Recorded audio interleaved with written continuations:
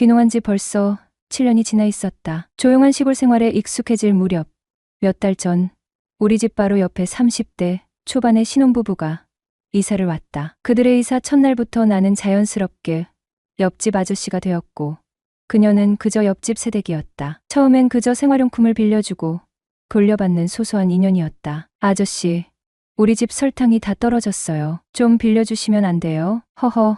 새댁은 맨날 뭐 맡겨둔 것처럼 잘도 빌려가네. 그러자 그녀는 장난스럽게 눈을 흘기며 성난 척 말했다. 아저씨, 언젠가 제가 신세 한번 제대로 갚을게요. 그러니까 군말 말고 빌려줘용. 그녀의 말투와 표정이 너무도 자연스러워서 나도 모르게 멍하니 그녀를 바라봤다. 키는 163 정도, 살짝 통통한 몸매에 웃을 때마다 생글생글 올라가는 볼살이 어쩐지 나를 무장해제 시켰다. 하루 종일 밭에서 일하고 돌아와 잠시라도 그녀와 나누는 짧은 대화는 이상할 만큼 피로를 풀어주곤 했다. 시간이 지나면서 우리는 나이 차가 무색할 만큼 편안한 친구 같은 사이가 되었다. 그날은 상추 겉절이를 만들어 강된장과 함께 밥을 비벼 먹기로 했다. 텃밭에서 싱싱한 상추와 오이를 따들고 집으로 돌아오던 중 마침 옆집 새댁과 마주쳤다. 어머, 아저씨, 상추를 이렇게 많이 따셨네요. 아, 제가 강된장에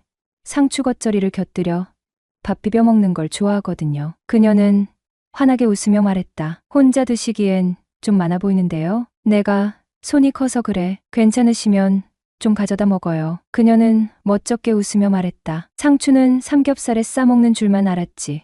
겉절이는 해본 적이 없어요. 강된장이랑 겉절이 만드는 법 좀 알려주실래요? 내한테. 그참 결일이네. 새댁이 나한테 요리를 배우겠다니. 새댁만 원한다면 언제든지 알려줄게. 그렇게 잠시 대화를 나누고 돌아섰지만 그날 이후로 그녀의 미소가 자꾸 떠올랐다. 호라비로 지낸 지 오래라 그런지 사소한 말 한마디에도 마음이 설레곤 한다. 옆집 새댁과의 짧은 만남이 그랬다. 텃밭에서 돌아오는 길, 그녀의 살가운 웃음과 부드러운 말투가 나를 환하게 감싸는 것 같았다. 아저씨, 상추를 이렇게 많이도 따셨네요. 그녀의 해맑은 목소리가 귓가에 맴돌았다. 내가 건넨 상추를 받아들며 짓던 그 미소는 어쩐지 나를 오래도록 흔들었다. 겉절이를 알려달라고 말하던 그녀의 눈빛, 한껏 환하게 웃던 얼굴, 그 장면이 자꾸 머릿속에 떠올랐다. 안 돼.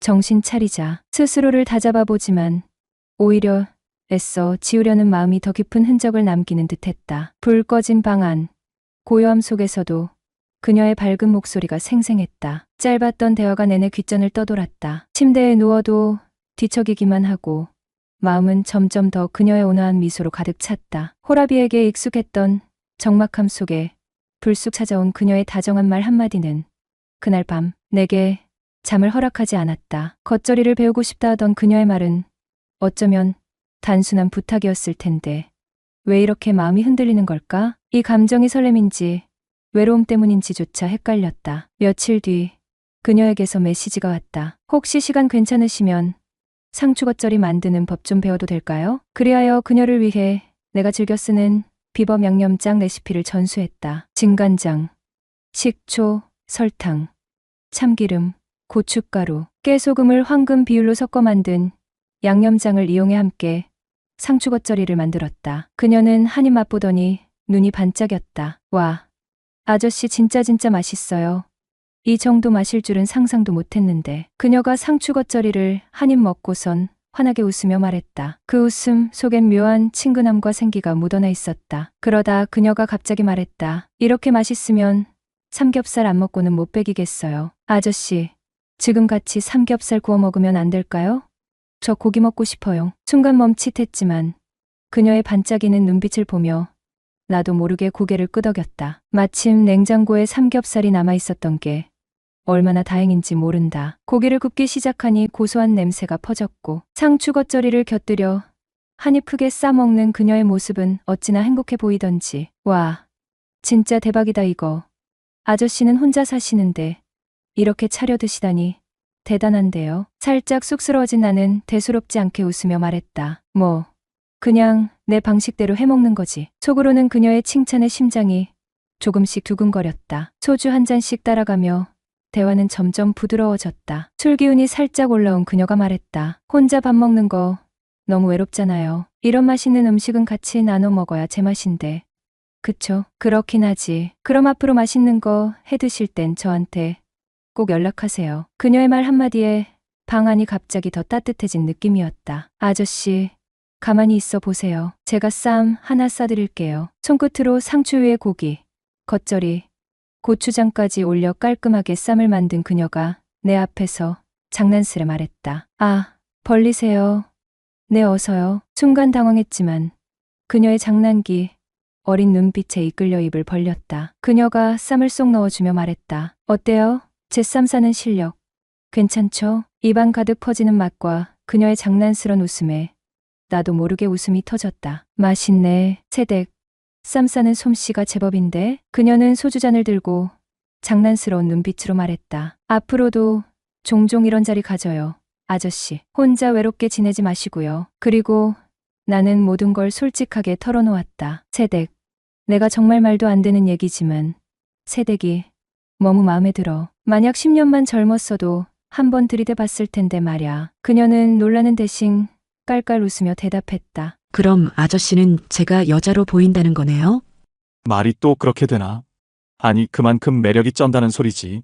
그러나 그녀는 멈추지 않고 웃음을 터뜨리며 말했다. 그럼 저도 한번 아저씨를 남자로 보려고 노력해 볼게요. 호호호. 아저씨.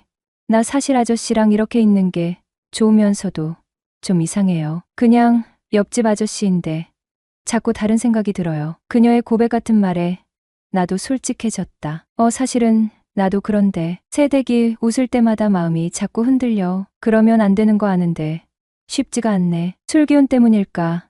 아니면 그동안 쌓여온 감정 때문일까? 우리는 서로의 눈을 바라보다가 한순간 모든 망설임이 사라졌다. 그녀가 손을 뻗어 내 손을 살짝 잡았고 그 온기에 내가 더 이상 밀어낼 수 없음을 깨달았다. 새벽 공기가 차갑게 방 안을 스칠 때까지 우리는 함께 시간을 보냈다. 서로에게 느끼던 연민은 점차 애틋함으로 변했고 결국엔 남녀로서 서로를 온전히 느끼는 순간까지 이어졌다. 그날 이후로 우리의 관계는 더 이상 평범한 이웃 사이로 돌아갈 수 없었다. 하지만 이상할 만큼 후회는 없었다. 안녕하세요. 올해 52세 호라비로 도시 생활을 접고 고향으로 내려온 지 몇 년이 흘렀습니다. 40대 중반, 아내를 교통사고로 잃고 상실감에 도시를 떠났던 저는 시골에서 다시 삶의 여유를 찾게 되었죠. 텃밭에서 자란 제철 음식을 먹고 눈치 볼 일 없는 생활 덕분에 건강도 좋아졌습니다. 하지만 가끔 외로움이 찾아올 때면 읍내로 나가 다방에서 사람들과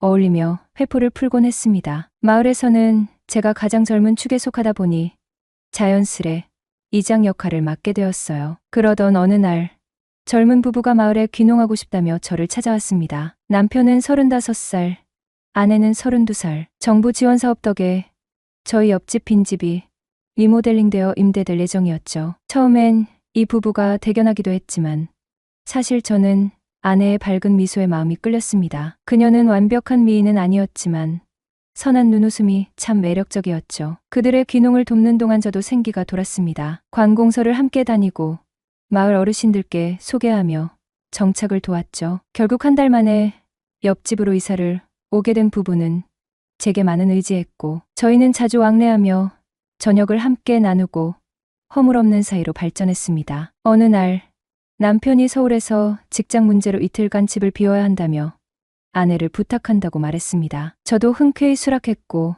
마침 장날이라 저녁에 삼겹살과 소주를 즐기려고 장을 보러 읍내로 나갔습니다. 오랜만에 읍내로 나온 김에 간골 다방에 들러 차를 마시고 돌아왔죠. 저녁 7시 모든 준비를 마치고 새댁에게 저녁을 먹자고 불러 소주와 고기를 함께 나누며 시간이 갈수록 우리의 대화도 깊어져만 갔습니다. 그리고 술 기운이 조금씩 올라오자 새댁은 조심스레 부부 생활에 대한 고민을 털어놓기 시작했습니다. 그녀의 이야기는 처음에는 잦은 지방 출장과 바쁜 일상 속에서 소원해진 관계에 대한 아쉬움에서 출발했지만 점점 더 깊은 속마음으로 이어졌죠. 남편의 무뚝뚝한 성격과 결혼 초부터 쌓여온 작은 다툼들, 그리고 무엇보다도 잠자리를 피하는 남편으로 인해 느끼는 외로움과 불안함이 고스란히 드러났습니다. 신혼 초에는 심지어 이혼까지 생각해 본 적 있어요.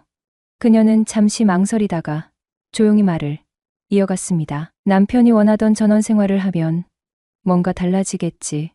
기대했는데 사실 별로 변한 게 없어요. 하루하루가 너무 지루하고 이렇게 사는 게 맞는 건가 싶을 때가 많아요. 눈물을 글썽이며 얘기하던 그녀가 갑자기 훌쩍이며 질문을 던졌습니다. 아저씨, 저는 앞으로 어떻게 살아야 할까요?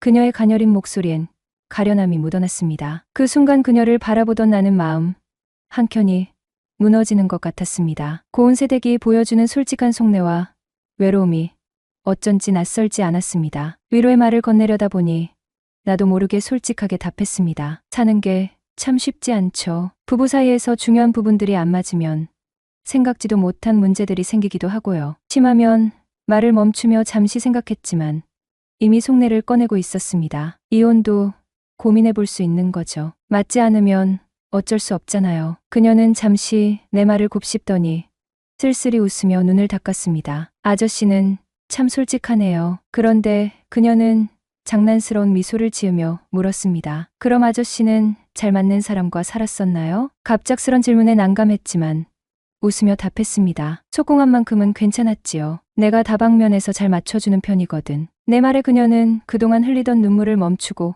갑자기 웃음을 터뜨렸습니다. 아저씨 진짜 웃겨요. 저한테 자랑하는 거예요. 그녀는 장난스러운 눈빛으로 쳐다보며 말했습니다. 역시 아저씨랑은 대화가 잘 통해요. 이렇게 심각한 얘기를 나누다가도 웃게 만드는 거 보면 우리 둘 정말 잘 맞는 거 아닐까요? 술 기운이 돌면서 새댁의 분위기는 한층 업되었습니다. 그녀는 애교 섞인 말투로 아저씨랑 저랑 너무 잘 맞는다니깐. 혹시 다른 것도 잘 맞을라나 한 더 따라줘요. 라며 환하게 웃었습니다. 시간이 지나 새벽이 되자 그녀는 테이블에 기댄 채 한숨을 쉬더니 갑자기 거실 바닥에 털썩 주저앉았습니다. 아저씨랑 이렇게 마시니까 너무 좋다. 오랜만에 진짜 신나게 얘기했어요. 그녀는 나지막이 중얼거리더니 그대로 잠이 들고 말았습니다. 저는 잠시 그녀를 멍하니 바라보다가 이불을 꺼내 들고 그녀에게 다가갔습니다. 몸을 최대한 조심스럽게 감싸주려 했지만 술기운에 붉어진 얼굴과 살짝 흐트러진 머리카락이 묘한 분위기를 자아냈습니다. 돌아서려는 순간 그녀의 손이 불쑥 제 소매를 잡았습니다. 아저씨, 그녀는 낮은 목소리로 제 이름을 부르며 눈을 살짝 떴습니다. 왜 그래? 피곤할 텐데 얼른 쉬어요. 저는 그녀를 다독이며 손을 놓으려 했습니다. 그러나 그녀는 손을 놓지 않고 살짝 웃으며 말을 이었습니다. 아저씨는 진짜 좋은 사람이에요. 왜 나한테 이렇게 잘해줘요? 새댁이 좋은 사람이라서 잘해주는 거지. 이제 자요. 오늘 많이 피곤했잖아요. 그러나 그녀는 제 손을 놓지 않은 채 여전히 뭔가를 말하고 싶어 하는 표정이었습니다. 아저씨 정말 몰라요? 나 아저씨한테. 그녀의 말은 점점 더 낮아졌고 공기마저 묘하게 뜨거워지는 듯했습니다. 잠시 시선이 마주친 순간 그녀의 눈빛 속에서 단순한 농담이나 술기운 이상의 무언가를 읽을 수 있었지만 저는 살짝 웃으며 손을 놓고 뒤로 물러났습니다. 얘기는 내일 하자고요. 지금은 쉬는 게 먼저예요. 그리고는 조심스럽게 이불을 덮어주고 방으로 돌아왔습니다. 그렇게 시간이 흘러 5년이 지나고 예상치 못한 연락이 왔습니다. 새댁의 이름을 보고 잠시 망설였지만 곧바로 전화를 받았습니다. 아저씨, 저 결국 이혼했어요. 그녀의 목소리가 조심스러우면서도 조금은 홀가분해 보였습니다. 그랬구나. 잠시 말문이 막히고 어떤 말을 해야 할지 고민이 되었지만 그냥 담담하게 대답했습니다. 그나저나 요즘 어떻게 지내? 네. 그럭저럭 잘 지내고 있네요. 아저씨는 잘 지내시죠? 나야 뭐 맨날 똑같이. 그동안 많이 변한 자신을 돌아보며 무엇보다 그리웠던 순간들을 떠올렸습니다. 안 그래도 새댁 생각 많이 했는데. 정말요? 새댁은 잠시 침묵을 지킨 후 그리운 마음이 묻어난 듯한 목소리로 말을 이어갔습니다. 저도 아저씨 많이 보고 싶었어요. 아저씨 상추 겉절이도 많이 생각났고요. 그 말에 미소가 지어졌습니다. 예전의 추억들이 마치 어제처럼 생생하게 떠오르며 한편으로는 오래된 인연을 다시 마주하게 된 기쁨이 밀려왔습니다. 아저씨, 이번 주말에 놀러 가도 되나요? 그녀의 목소리에는 약간의 긴장도 섞여 있었습니다. 아저씨 보고 싶어요. 그 순간 말로 표현할 수 없는 감정이 고여 올라왔습니다. 수많은 감정이 얽히고 섞였지만 결국엔 그저 서로가 느끼고 있는 것을 인정하는 순간이었습니다. 그래, 그럼 기다릴게. 그렇게 두 사람은 다시 만날 준비를 하며 새로운 장을 여는 듯 했습니다. 오랜 시간 동안 각자의 길을 걸어왔지만 다시 만날 수 있다는 사실만으로도 두 사람의 마음은 따뜻해졌고 서로를 향한 감정은 여전히 그 자리에서 숨쉬고 있음을 느꼈습니다. 주말이 다가오고 두 사람은 다시 만날 수 있다는 설렘 속에서 그동안의 모든 시간이 조금씩 치유되는 기분을 느꼈습니다. 예전의 감정들이 다시 피어나면서 그날을 맞이할 준비를 했습니다.